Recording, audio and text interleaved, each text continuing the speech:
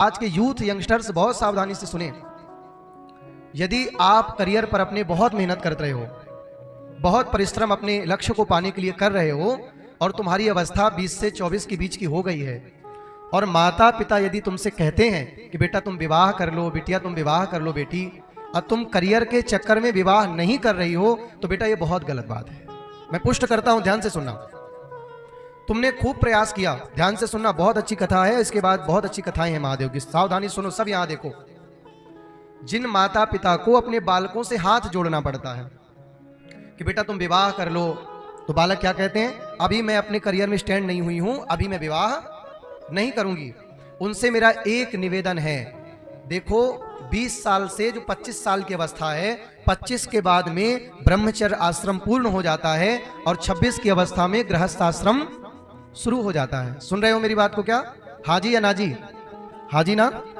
तो 20, 22, 23 से माता पिता यदि तुम्हारे लिए वर या कन्या देख रहे हैं तो आपको अपनी स्वीकृति माता पिता के अनुसार दे देनी चाहिए। अब सुनिएगा, करियर की तलाश में ये जो अथक परिश्रम जो कर रहे हैं, किनको लगता है कि विवाह होने से करियर नहीं मिलता?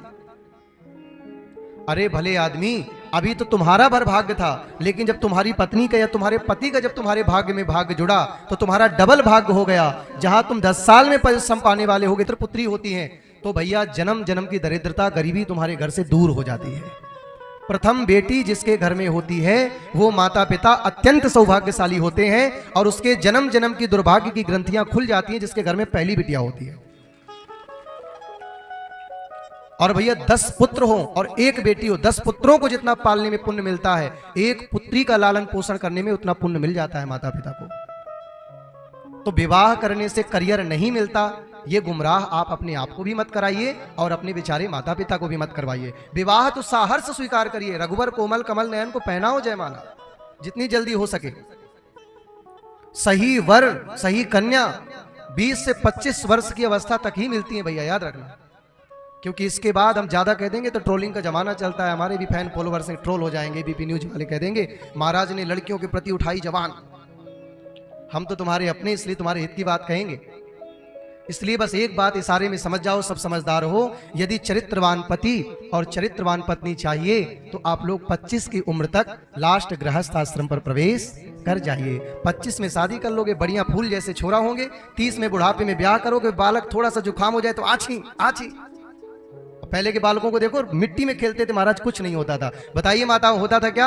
आपके बालकों को तो मिट्टी में छोड़ के चली जाती थी, मतलब कपड़ा बांध के बालकों को झुला दिया जाता था, बालकों को जुकाम नहीं होता था। और आज के बालक डल्लभ के गद्दा पे सोए हैं, मैया 4 रजाई के बीच में लुका के गई है और जब तक बर्तन धुल के आई तो पता चला कि आछी आछी शुरू हो गया।